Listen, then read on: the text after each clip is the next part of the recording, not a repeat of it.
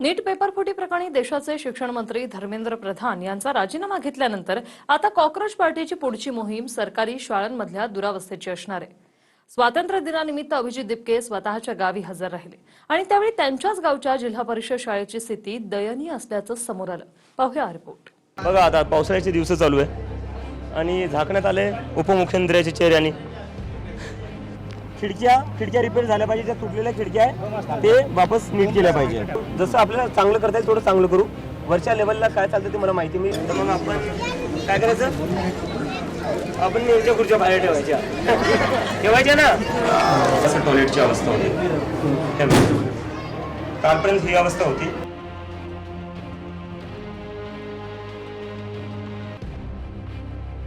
Cockroach जनता पार्टीच्या अभिजित दिपकेंनी या पुढचा मोर्चा आता प्राथमिक शाळांच्या दुरावस्थेकडे वळवलाय। स्वातंत्र्य दिनानिमित्त दिपकेंना त्यांचं मूळ गाव संतूक पिंपरीत बोलवण्यात आलं होतं। त्यावेळी शाळेतल्या पाहणीतून धक्कादायक चित्र समोर आल्यानं दिपकेंनी आता राज्यभरातील सरकारी शाळांसाठी शाळा ठीक करो हे अभियान सुरू केले। त्यांच्या स्वतःच्या गावच्या जिल्हा परिषद शाळेतील तुटलेल्या खिडक्या नेत्यांच्या बॅनरनं झाकण्यात आल्या होत्या।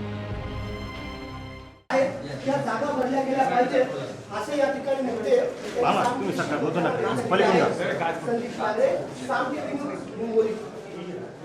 कॉक्रोच जनता पार्टीचे संस्थापक अध्यक्ष यांनी आज प्रत्यक्ष मोहिमेला सुरुवात केली आहे। खरं तर आपण बघतो की या एरिया जे आहे ते विंडोच्या काचा फुटल्यात आणि त्याचीच पाहणी करता येतं। खरं तर प्रथमदर्शनी तुमच्याच शाळेमध्ये गावातल्या शाळेमध्ये अशी परिस्थिती बघा आता पावसाळ्याचे दिवस चालू आहे आणि झाकण्यात आले उपमुख्यमंत्र्याच्या चेहऱ्याने। म्हणजे आता काय बोलावं, ही स्थिती आहे ग्रामीण भागाच्या शाळेची। हे फक्त माझ्या गावाचा प्रश्न नाही आहे, देशात जितकाही ग्रामीण भागाच्या शाळेत त्यांची ही स्थिती आहे। आता तुम्ही बेंचेस पाहिले, 4-5 बेंचेस आहेत।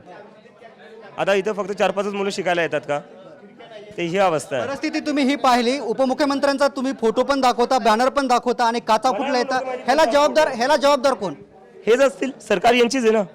जे उपमुख्यमंत्री आहेत, जे लोक सरकारमध्ये बसले, त्यांचं काम आहे हे सगळं करणं, ते का लक्ष देत नाही याच्याकडे? आता हे बॅनर जसे तुम्ही लावले, या बॅनरच्या जागी तुम्ही काचा नीट केला पाहिजे होता। स्वतःची बॅनर ते उलट लावलेलं आहे। आता झाकवण्यासाठी, आता जी दुर्व्यवस्था ती झाकवण्यासाठी एवढी परिस्थिती ग्रामीण भागातली बिकट आहे की ही तुम्ही बॅनर लावलेले बघता, कारण काही शाळांमध्ये जे आहे ते डवस असलेले आहेत। हो, काही शाळांमध्ये डवस आता बघू ना, इथेही असतील, बघू। आता वॉशरूम कुठे? इथं वॉशरूम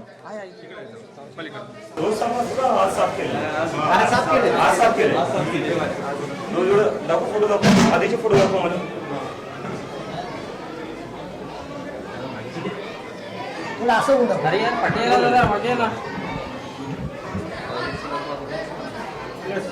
हे बघा, हे टॉयलेट जे होतं ते असं होतं, काल साफ करण्यात आलेले।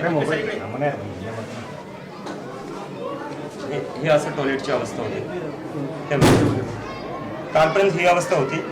पण त्यांना आज माहिती होतं की आज इथं कार्यक्रम आहे, त्यामुळे आज साफसफाई केली। टॉयलेटची अवस्था ही आहे खरे बघायला गेलं।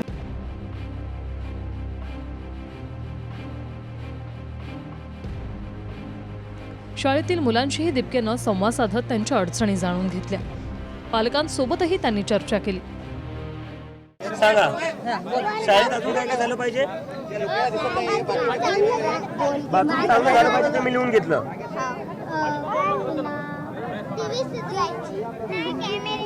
कॅमेरे सुधवायचे, अजून खिडक्या लिहून घेतल्या मी। अजून काय पाहिजे तुम्हाला सांगा?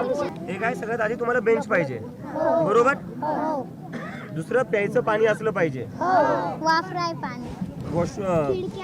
बाथरूम मध्ये वापरायला पाणी पाहिजे, बरोबर?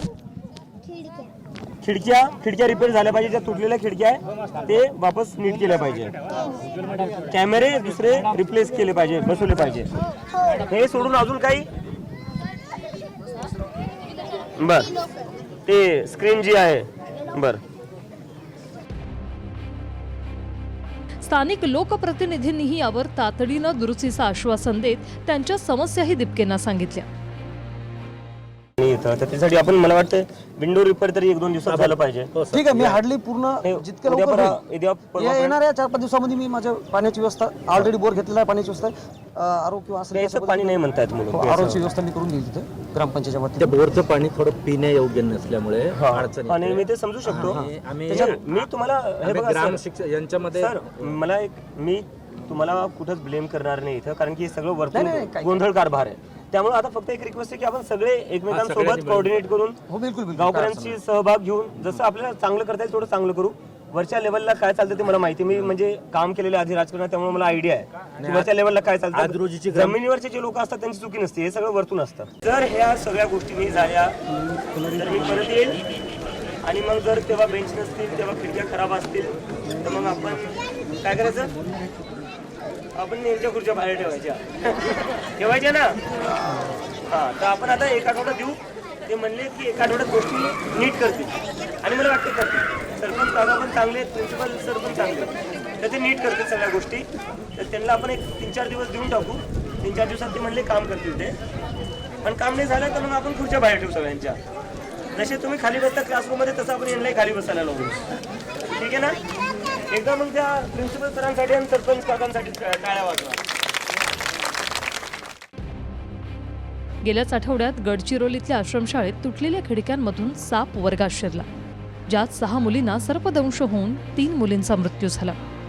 मात्र राज्यात फक्त आश्रमशाळांचीच नव्हे तर इतर जिल्हा परिषद शाळांची देखील अवस्था गंभीर आहे. दिपकेंनी त्याच मुद्द्यावर जेनझीन नंतर आता झेन अल्फा वयोगटासाठी अभियान सुरू केले. रमेश शेंडके, TV9 मराठी, संतोष पिंपरी, हिंगोली.